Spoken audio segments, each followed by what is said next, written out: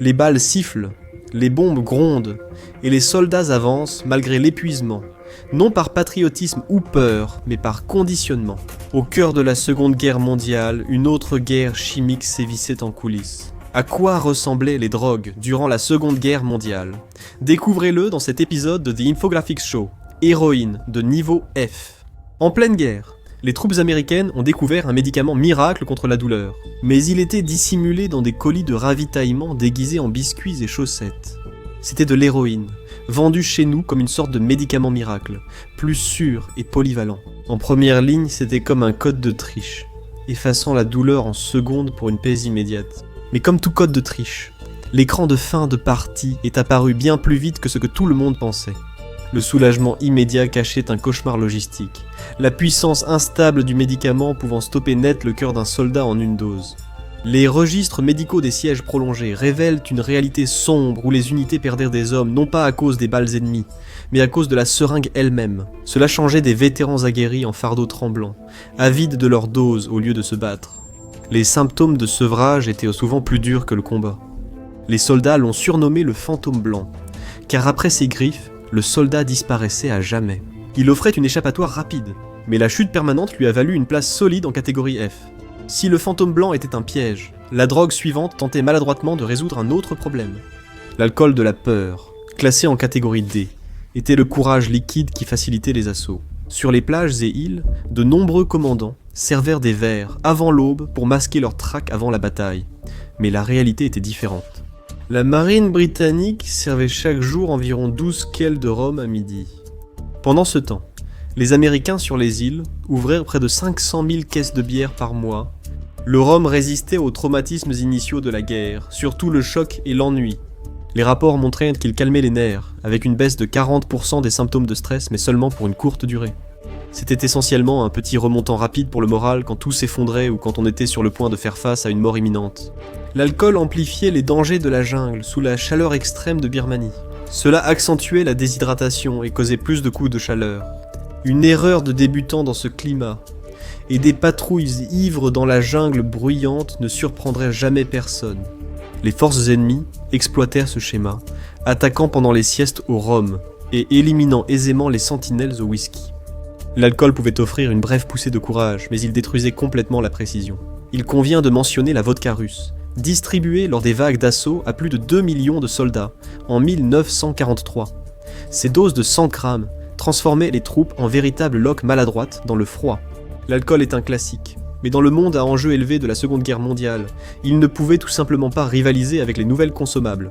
L'alcool vous rendait courageux, mais maladroit, certes, mais l'article suivant promettait un réveil net, sans gueule de bois, juste les mains tremblantes d'un véritable paquet de nerfs. La caféine de catégorie C était facilement accessible dans les rations, les soldats américains consommant 325 livres de café par an. Au total, ils ont préparé plus de 5 milliards de tasses de carburant, qui ont littéralement permis à toute l'armée de continuer d'avancer. Le rationnement domestique limitait les civils à une tasse quotidienne, réservant le reste aux soldats qui en avaient besoin. Cela dissipait le brouillard d'adénosine, corrigeant en somme la latence et la connexion cérébrale.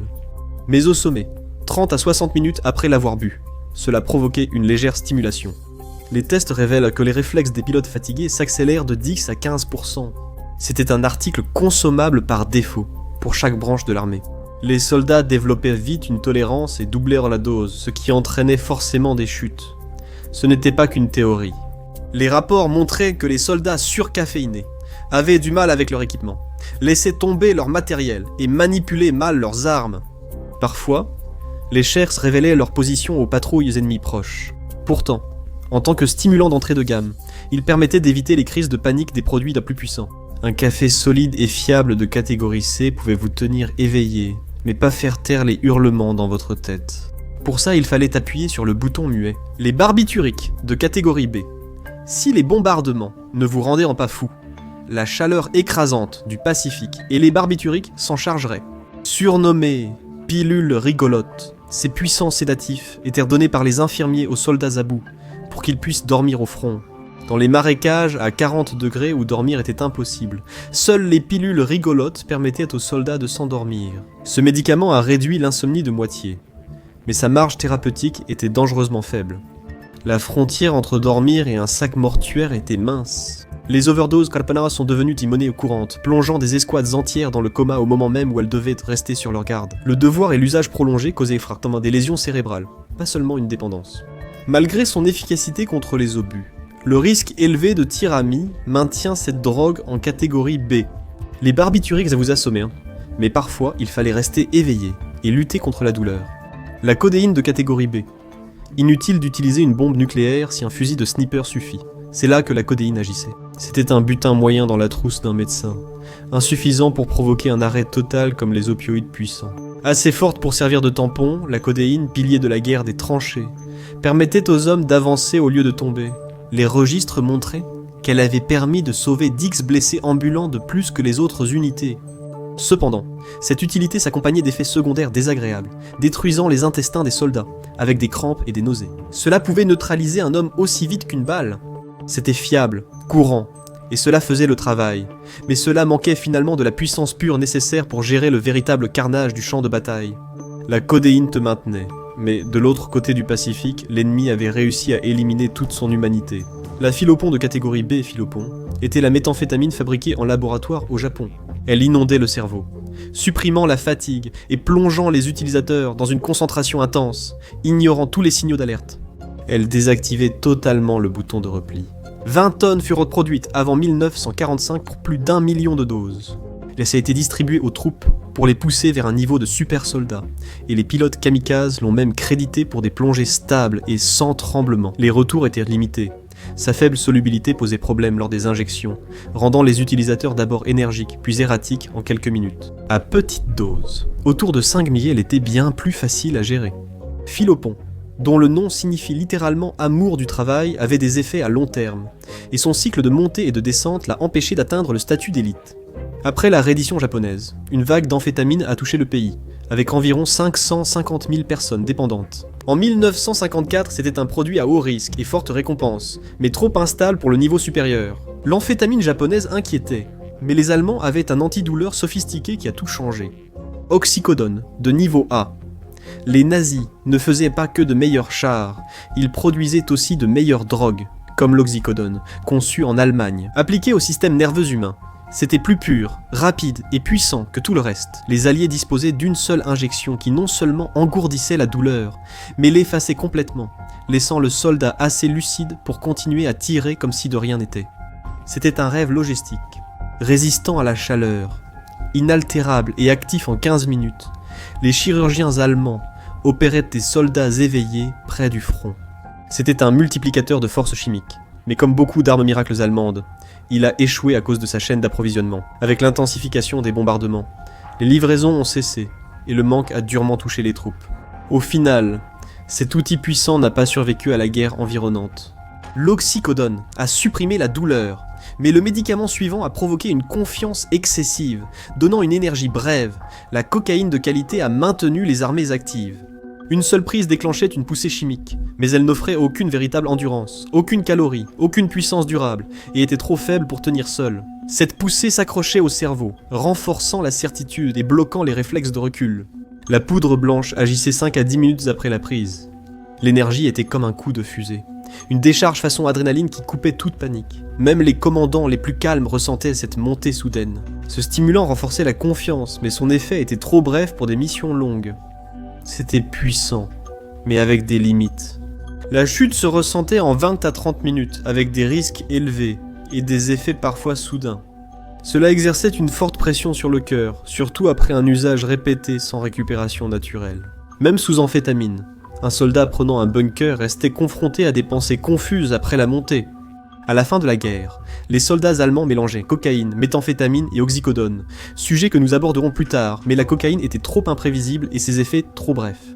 Les Alliés avaient besoin de quelque chose de stable, fiable et suffisamment puissant pour permettre à un pilote de rester éveillé toute une journée sans s'écraser avec son avion.